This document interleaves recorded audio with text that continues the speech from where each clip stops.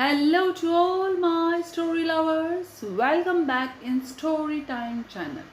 I'm Pallavi reading interesting stories for you. Today I'm reading The Power of Name, taken from the book The Upside Down King, written by the great Sudha Murty. Now let's go to the story. King Shakuntan was the ruler of a small kingdom. One day, as he was returning from a hunt, he saw the sages Vasishtha, Vishwamitra, and Atri performing a yajna in an ashram.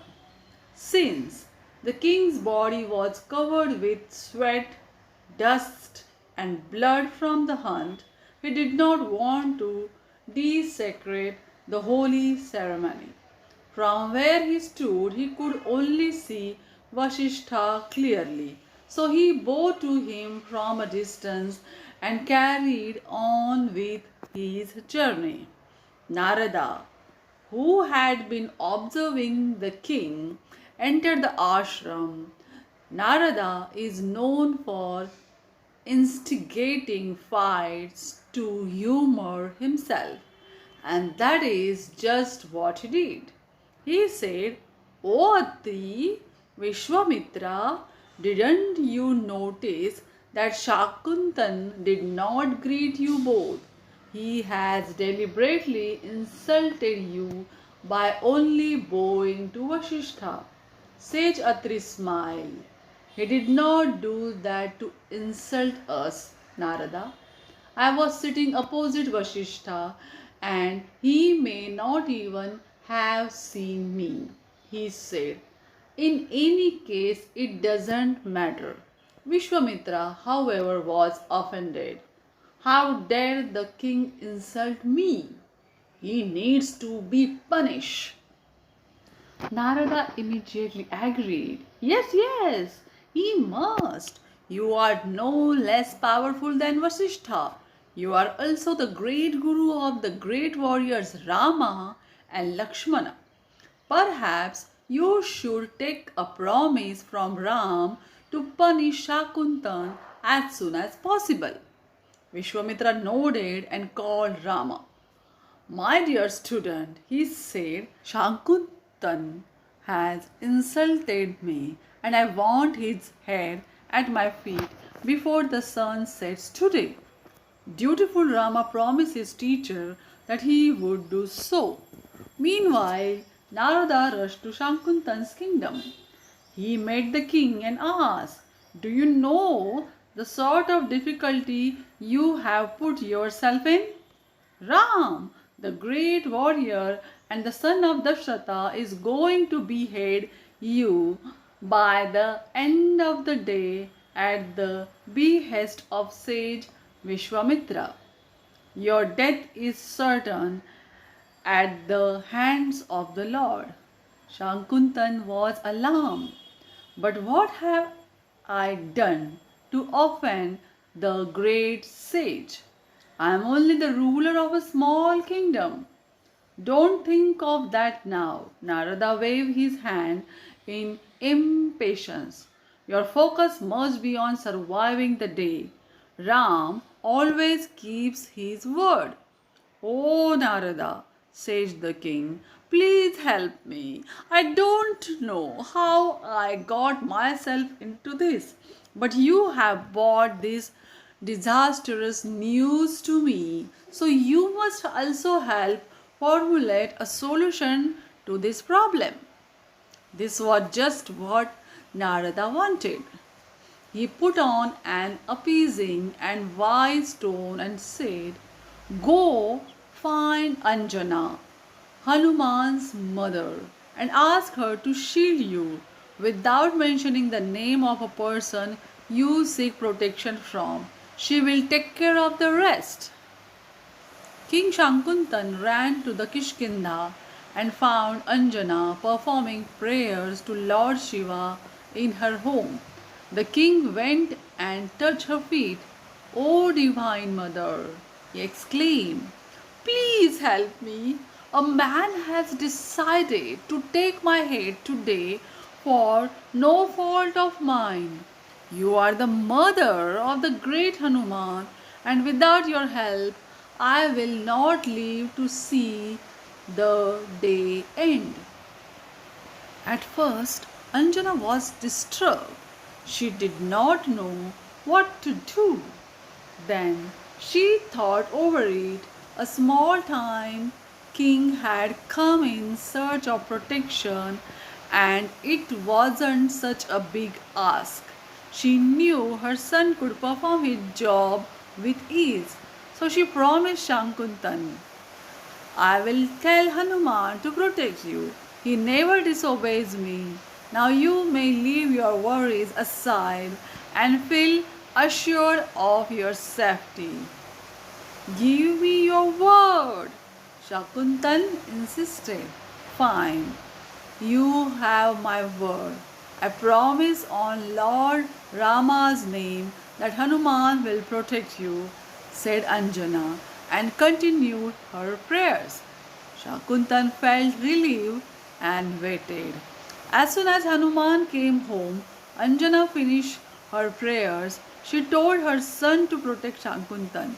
Yes, I will protect you, said Hanuman. Now tell me, who wants to kill you before sunset? It's Lord Ram, replied the king. Much to Hanuman's dismay, Shankuntan explained the sequence of events. Hanuman sat down and meditated to find a solution. He saw through his mind's eye how Narada had manipulated the incident. Now Hanuman had already promised the king that he would ensure his safety. After some thought, Hanuman told the king, chant Rama's name until you hear further from me. Go now. Meanwhile, Hanuman headed to Ayodhya, traveling at the speed of a wind. At Ram's place, he told the Lord about how Narada had played a trick on Shakuntan. Hanuman beseeched the Lord not to wage a war against the poor king. I agree that it is an unfair trick, my dear friend. However, I have given my word. I have to complete this task. Come what may. Rama replied heavily. But how can I fight against you? I have promised to protect Shankuntan, my lord. Then you stick to your promise, and I will stick to mine. In my kingdom, no one must break a promise. Give me your word, Lord. Whoever chants your name will not be disturbed or targeted until they have completed the chanting. I hope you can at least do that. Ram said, but of course that's fine.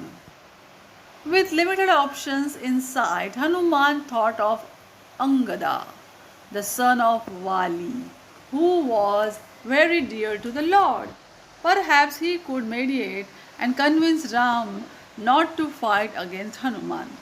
So Angada arrived in Ayodhya and spoke to Rama. Hanuman is your truest devotee, Lord.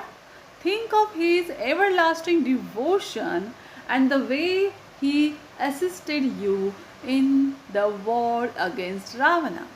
I agree with all you say, Angada, but I must present Shakuntan's hair at my Guru's feet before sunset. I have promised him so. There is no other solution, said Ram.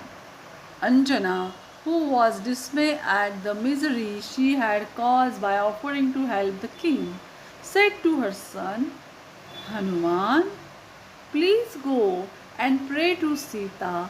She is sure to identify a solution. Hanuman instantly went to Sita's abode and apprised her of the situation.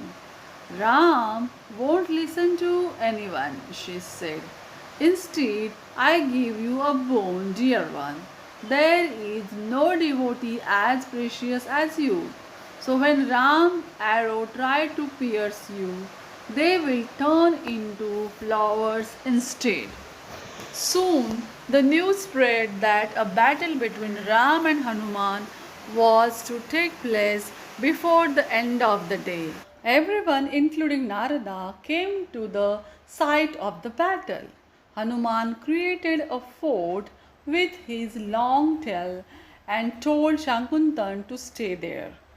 And the battle began. Ram began shooting arrows at Hanuman. To his surprise, the arrows seemed to have no effect. So he asked Lakshmana to find out the cause. So Lakshmana returned and said, "Brother, this battle is futile. You have promised that whoever chants your name will be protected. Shankuntan is busy chanting your name, and that's why none of the arrows are reaching him.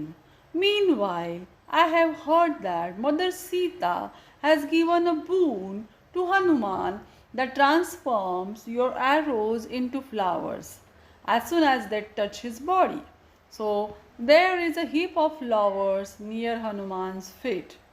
Hanuman is also chanting your name. No one can fight against your devotees, brother." Just then Narada stepped in. "I am the one who orchestrated their drama," he said. "I wanted to prove that it is not you, but the power of your name that can protect anyone in difficulty. Now that the point has been made, please forgive Shakuntar." By then, sage Vishwamitra had also realized his folly. "I am an ascetic and I must gain control over my anger, like Atri and Vashishta have done. It was my mistake. Please end the battle." "No, I can't. I have promised to bring his head to your feet, Guruji. I come from my dynasty where a given word must be fulfilled," responded Rama. "Then so it will be," replied Narada. "Let us have Shankuntan place his head at Vishwamitra's feet. That is all that is really needed for the promise to be fulfilled." Ram smiled and realized the truth in Narada's words. He nodded. Soon Shankuntan came and bowed his head to Rama, and as the sun began to set, placed his head on Vishwamitra's feet. The battle ended and everyone smiled at the turn of events. Do you like the story? Then tell me in the comment box and subscribe my channel. Thanks for watching, guys.